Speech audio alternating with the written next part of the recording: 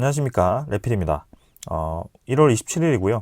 오늘은 반도체 관련 종목들에 대한 흐름과 그 다음에 최근에 반도체가 다시 관심을 가지게 된 이유, 관심을 받게 된 이유, 그리고 현재 이 반도체에 대한 가장 중요한 포인트가 무엇인지 그런 것들을 살펴보도록 하겠습니다. 일단 삼성전자, SK하이닉스 최근에 이제 강세를 띠다가 삼성전자는 이제 블록딜 매물이 쏟아지면서 고점 대비 좀 하락을 했습니다. 그래서 상속세를 내기 위한 그런 매도가 좀 나오면서 떨어지긴 했는데요. 결국에는 우상향을 하고 있는 것은 틀림없습니다. 삼성전자는 5만 원대부터 지금 7만 원대까지 꾸준히 올라가고 있는 상황이고요. 올라갔다 떨어졌다 올라갔다 떨어졌다를 하면서 천천히 저점을 높여가는 흐름이 이어지고 있습니다. 그래서 우리나라에서 이렇게까지 우상향을 장기적으로 하는 종목은 사실 몇 없다라고 보고 있고요. 그냥 가지고 있으면 시간만 있다면 내가 시간에 쫓기지 않는 금액만 넣어놨다면 크게 문제될 수 없는 그런 종목입니다. 그래서 거의 100%의 수익을 낼 수 있는 아주 좋은 종목이다라고 보시면 될 것 같고요. 우리가 어디에 들어가느냐에 따라서 좀 수익이 굉장히 내기가 어려울 수도 있고 쉬울 수도 있는 그런 종목입니다. 사이클만 잘 이용하면 될 것 같고요. 지금은 확실히 저점을 찍고 올라가는 상승 사이클이기 때문에 지금 매수하라는 것은 아닙니다. 이미 이제 5만원, 6만원에서 매수를 많이 했으면 좋았을 것 같고요. 사실 저는 지금 매수를 하더라도 추가적인 상승이 이 이전 고점보다는 높게 나올 거라고 보고 있습니다. 그러나 지금 이런 큰 대형주들은 우리가 생각하는 2배, 3배의 그런 큰 수익을 얻기에는 사실 쉽지는 않고요. 그래서 가진 자들의 그런 여유 있는 투자가 될 수 있는 종목이기 때문에 내가 확실한 수익을 얻고 싶다, 배당금을 얻고 싶다라고 한다면 아주 장기적으로 보고 투자를 하는 것이 좋겠습니다. SK하이닉스도 최근에 이제 고점을 거의 회복을 했고요. 장기적인 상승이 같이 나와주고 있습니다. 그 나머지 관련 종목들도 꽤나 이제 강세를 보이고 있고요. 예를 들어서 주성 엔지니어링도 그렇고 장비 관련 종목들입니다. 그래서 최근에 이 2차전지가 아니고 반도체 관련 종목들이 힘을 받으면서 그런 반도체 장비 납품을 하는 그런 기업들과 그 다음에 후공정, 패키징, 반도체를 포장하는 기업들과 그다음에 반도체를 검사하는 기업들이 좀 관심을 많이 받고 있거든요. 그래서 올라갔다가 내려갔다가 하면서 좀 왔다 갔다 하고 있지만 반도체 검사 대표적인 기업인 투산테스나도 저점 대비해서 굉장히 많은 상승을 하고 이렇게 최근에는 꺾인 모습입니다. 아무튼 지금은 확실히 반도체 산업이 좀 힘을 받았고 지금은 이렇게 전체 종목들이 다 하락으로 표현이 되어 있지만 하루 가지고는 전체 추세를 꺾을 수는 없습니다. 그래서 이런 추세는 계속 이어질 거고 좋은 흐름이 만들어지고 있습니다. 그럼 갑자기 왜 이렇게 반도체가 뜨기 시작했느냐, 내용을 한번 보겠습니다.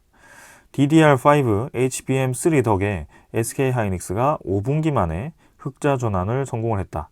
그래서 4분기 영업이익이 3,460억 원으로 깜짝 실적이 나왔는데요.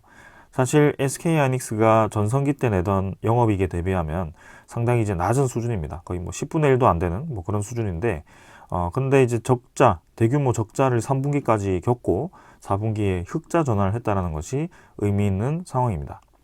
근데 2022년 4분기 이후 1년간 적자가 10조 원이었고요.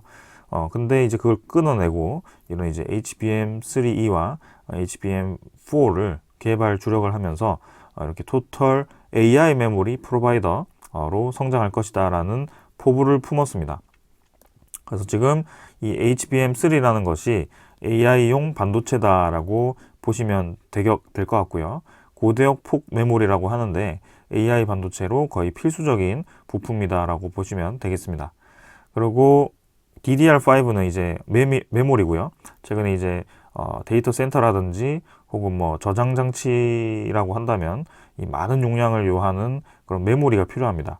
그래서 이제는 점점 정보가 많아지는 시대죠. 우리가 학습도 많이 해야 되고 우리가 이 받아들이는 정보의 양도 많아지고 있고요. 실제로 우리가 컴퓨터라고 한다면 여러분들이 하루를 생활하면서 뉴스를 통해 접하는 정보들, 그 다음에 이렇게 영상을 통해서 접하는 정보들, 그게 이전 10년보다는 확실히 많이 늘어났을 겁니다. 정보도 다양해졌을 거고요. 그 정보를 받아들이는 그 속도도 달라졌을 거고요. 그렇게 따진다면 이 산업 자체는 점점 정보가 많아지고 이 저장을 많이 해야 되는 이 고도화되는 시기가 지금 계속 진행 중이다라고 보시면 됩니다. 그래서 그냥 컴퓨터가 그거를 다 저장할 수는 없죠. 저장해야 되죠. 그죠? 그냥 컴퓨터가 그걸 다 처리를 할 수 없기 때문에 메모리라는 곳에다가 저장을 해야 되는 상황인데 약간 이제 우리의 뇌에 대한 역할이죠. 그래서 그런 것이 이제 우리나라가 최강입니다. 그래서 메모리 쪽에서는 삼성전자와 SK하이닉스가 거의 세계 1, 2위를 다투고 있기 때문에 세계 시장의 50% 이상을 아마 점유를 하고 있습니다. 그래서 그 D램 가격에 따라서 이 삼성전자와 SK하이닉스의 주가가 왔다 갔다 하는 모습까지 나올 정도로 그만큼 D램 매출량이 크고요. D램이 차지하는 비중이 굉장히 큽니다. 근데 그 반도체가 지금 최근에 굉장히 필요해졌고 관심을 많이 받고 있고요. 그리고 시기적절하게 이제는 금리 인하가 다가오는 시기가 되고 있습니다. 금리 인하가 된다는 것은 경기가 침체에서 이제는 활성화가 되는 시기로 전환을 한다라고 보시면 될 것 같고요. 그렇다면 그 전환하는 시기에 그런 각종 서버 업체들이 이 반도체에 대한 투자를 늘릴 것입니다. 왜냐하면 앞으로 이제는 그 서버 업체들도 이런 서버를 구축하는 게 전쟁이 될 겁니다. 이제 점점 빨리 학습을 해야 되고 점점 효율적인 이 인공지능을 만들어야 되기 때문에 그 저장 장치가 기반으로 해서 그 저장 장치에서 행하는 행동들이 이제 기업의 경쟁력이 될 거고요. 그래서 점점 이제 수요가 늘어나겠죠. 지금은 이렇게 영업이익이 뭐 3,400억이네, 얼마 안 되네 아직도 라고 할 수 있지만 1분기, 2분기, 3분기, 4분기로 갈수록 점점 영업이익 확대는 기정사실화가 된 거고요. 삼성전자도 마찬가지고요. 그렇기 때문에 힘을 받고 있습니다. 자, 그래서 지금 최근에 우리가 가장 핫하게 또 보았던 오픈 AI, 여러분들 아시죠? 챗 GPT 아시죠? 챗 GPT라고 해서 오픈 AI 서비스가 최근에 아주 파장을 일으켰습니다. 알파고 말고 이제는 오픈 AI, 챗 GPT가 한번 크게 휘돌고 뭐 네이버도 그렇고 카카오도 그렇고 그런 오픈형 AI에 대한 경쟁을 치열하게 진행 중이고 하나씩 플랫폼을 내놓고 있죠. 이번에 새로 나온 갤럭시 24도 AI를 이제 탑재를 하게 되는데 그런 것들이 이제 아마 오픈 AI 기반으로 계속 우리와 대화를 하고 우리가 필요한 정보를 이렇게 정리해서 주고 그렇게 진행이 될 겁니다. 그래서 이 기술이 굉장히 필요한 기술인데 근데 그 오픈 AI 창립자인 올트먼이 이번에 마이크로소프트로 갔죠. 그래서 거기 그분이 와가지고 삼성과 SK를 만났습니다. 그래서 AI 반도체에 대한 논의를 했고요. 이번에 처음 방문한 게 아니고 지난해 6월에 방한해서 한국 반도체 기업과의 협력을 언급했고 7개월 만에 만나서 또 이렇게 삼성전자 평택 공장을 방문하고 SK하이닉스 최고 경영진을 만나면서 계속해서 우리나라에 러브콜을 보내고 있습니다. 우리나라에 계속 오는 이유가 아까도 말씀드렸다시피 저렇게 DDR5와 HBM3가 지금 AI 반도체에 들어가는 필수 메모리이기 때문에 AI를 이제 빨리 활성화시키기 위해서 이제 서버를 구축하기 위해서 반도체를 선점해야 되는 시기가 왔습니다. 물량이 이제 부족해지면 우리 기업으로 이제 메모리를 땡겨올 수 있는 그런 기회가 적어지기 때문에 지금 벌써부터 이런 AI의 선두주자를 달리는 기업들이 반도체 기업들에게 직접적으로 이렇게 이 공급망을 구축하기 위한 움직임이 이렇게 나타나고 있다라고 보시면 될 것 같고요. 이 오픈 AI 쪽 챗 GPT를 만든 올트먼만 그런 게 아닐 겁니다. 이 이외에 뭐 아마존이라든지 뭐 구글이라든지 그런 각종 기업들이 계속해서 서버를 키우기 위한 그런 이 데이터 센터를 지을 것인데요. 그 데이터 센터에 어마무지한 그런 반도체 메모리가 들어가게 될 것입니다. 그래서 삼성전자와 SK하이닉스는 지금까지 경험하지 못한 그런 슈퍼 사이클을 걸을 가능성이 높아 보이고요. 이전에 반도체 사이클이라고 해서 2년마다 올라갔다가 떨어졌다가 실적이 올라갔다가 떨어졌다 했지만 앞으로는 좀 더 큰 이 실적 상승이 예고가 되고 있습니다. 그래서 앞으로 향후 2년, 3년에는 좀 다른 움직임이 나올 것 같고요. 그동안 적자가 크긴 했지만 그 적자를 단숨에 메울 만큼의 그런 시장이 형성이 되고 있습니다. 그래서 삼성전자 AI 반도체가 그냥 이 SK하이닉스 AI 반도체도 마찬가지고요. 그냥 형성되는 게 아니고요.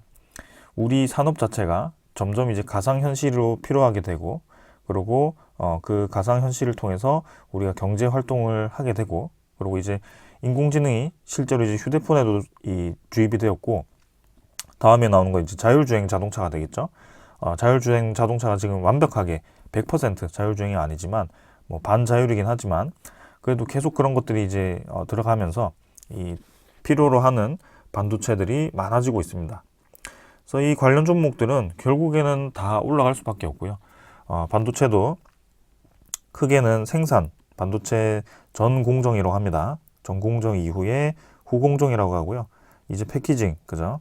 생산을 하고 그걸 잘라가지고 우리가 필요로 하는 반도체로 만드는 과정, 포장하는 과정, 그 다음에 검사하는 과정이 또 있습니다. 그래서 이렇게 세 분야로 지금 나뉘어져 있고, 사실 검사가 여기에 포함이 되긴 한데요. 네, 이렇게 크게 좀 나누어 보긴 했습니다.